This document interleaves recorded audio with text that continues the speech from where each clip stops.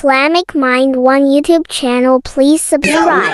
ভাইরা আমার, এই বৈরী আবহাওয়ার মধ্যেও আপনারা যেভাবে এসেছেন, এখানে বসেছেন, এই গগনগরের আশেপাশে গুরুস্থান আছে না নাই? ওই গুরুস্থানের মানুষগুলো আর এখানে যারা বসে আছেন, আপনারা কি এক জিনিস? এটা মোল্লার কথা না, সেটা আল্লাহর কথা। যারা 3.5 হাত নিচে শুয়ে আছে ওই মানুষগুলো, আর আমরা যারা উপরে আছি তারা। উভয়ের বাস্তবতা হলো এইরকম যে ঘরের মধ্যে একটা ফুটা থাকলে বৃষ্টির পানি পড়লে ফুটাটা বন্ধ করে দেয়, যেন ঘরের মানুষের উপরে পানি না পড়ে। আর কবরস্থানের মানুষগুলোর বাস্তবতা এরকম যে ইচ্ছে মতো বৃষ্টির পানি কবরে ঢুকতে ঢুকতে গলা পর্যন্ত হয়ে যাচ্ছে, কিন্তু বন্ধ করার কোনো রাস্তা এবং কাউকে বলারও কোনো সুযোগ নাই। এই জন্য আল্লাহ বলছেন, ওয়ামা ইয়াস্তাবিল আহইয়াউ ওয়ালাল আমওয়াত, যারা মুর্দা আর যারা জিন্দা এরা কখনো এক হতে পারে না।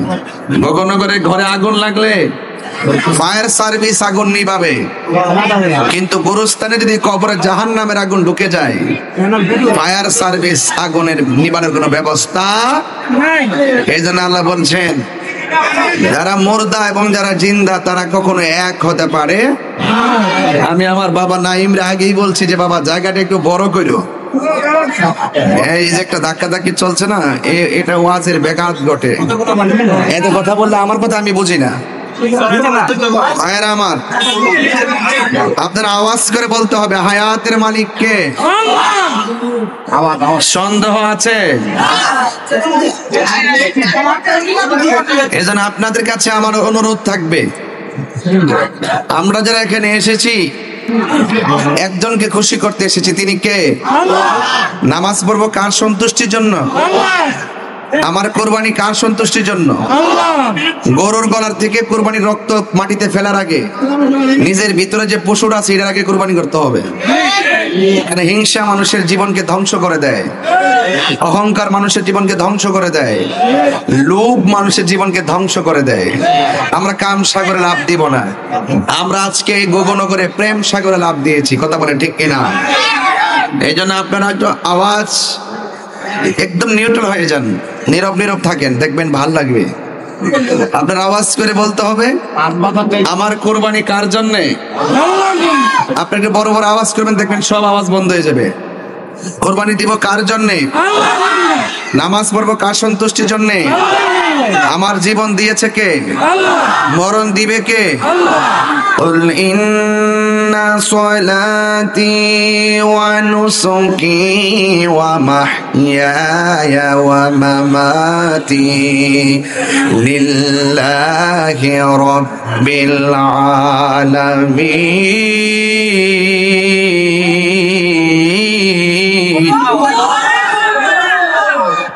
ঘোষণাকার, আমার জীবন আল্লাহর জন্যে, আমার মরণ আল্লাহর জন্যে, আমি নামাজ পড়বো আল্লাহর সন্তুষ্টির জন্যে।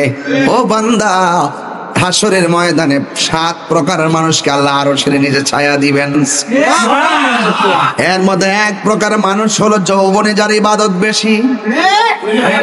যুবক, তোমার পাশে অনেক মুরব্বী বসে আছে, মনে করো না তার দাড়ি পেকে গেছে, তোমারটা কাঁচা আছে বলে কাঁচা থাকবে। না না না, ফুলের সৌরভ মানুষের গৌরব চিরদিন থাকে না। জবানটা খুলে বলুন, মৃত্যু দিবেন কে? এই জন্য আমি আপনাদের কাছে দায়িত্বহীন ভাষায় কথাগুলা বলবো।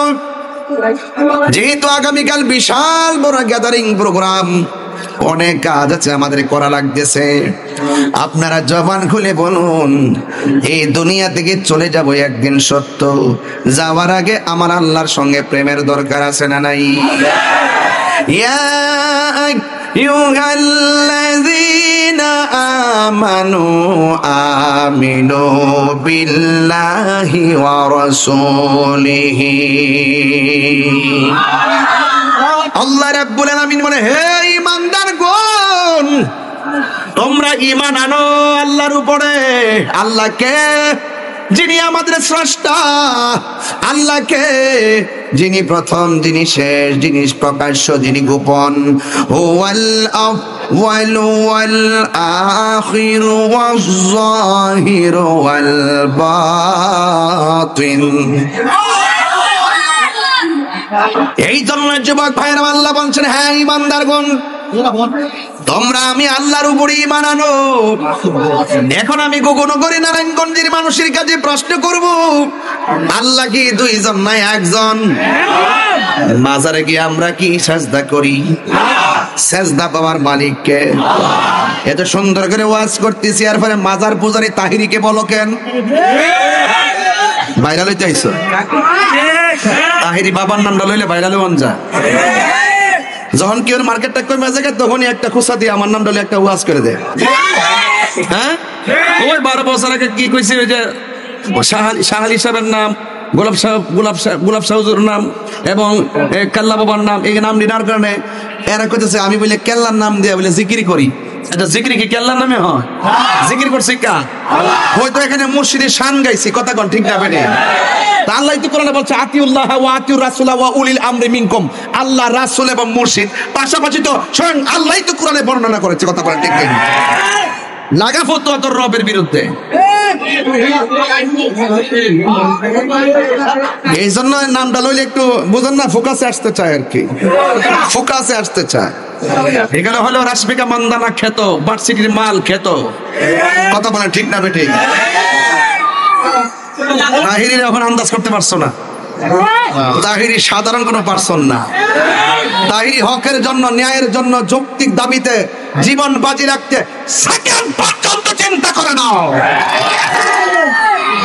কথা বলেন ঠিক কিনা বলেন? তো তাহিরি বাবারে মাজার বাজারে বলে কেন?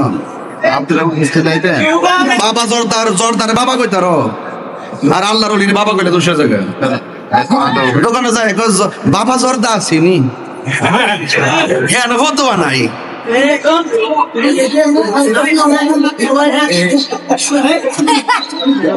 আওয়াজ করে কোন ইজ্জতের মালিক কেডা? হায়াতের মালিক কে? সেজদা পাওয়ার মালিক কে?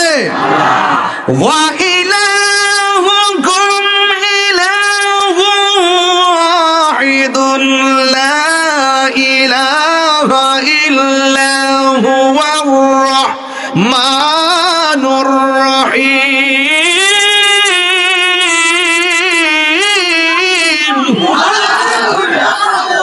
সেজদা বাবার মালিক কে?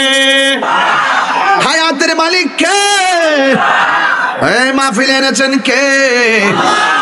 ইবাদত করব একজনে, তিনি কে? আল্লাহ বলে, হ্যাঁ ঈমানদারগণ, আমি আল্লাহর উপরে ঈমান আনো। আল্লাহর হাবিব বলেন আল্লাহ সব মাফ করে দিতে পারে, কিন্তু দুইটা গুনাহ আল্লাহ মাফ করবে না। এর মধ্যে একটা হলো যারা আল্লাহর সঙ্গে শিরিক করে, 2 নম্বর যারা বান্দার হক নষ্ট করে। যেরকম ঠিক কিনা? মাজারে গিয়া কি জিয়ারত করি না সেজদা করি? মাজারে গিয়া কি জিয়ারত করি না ইবাদত করি?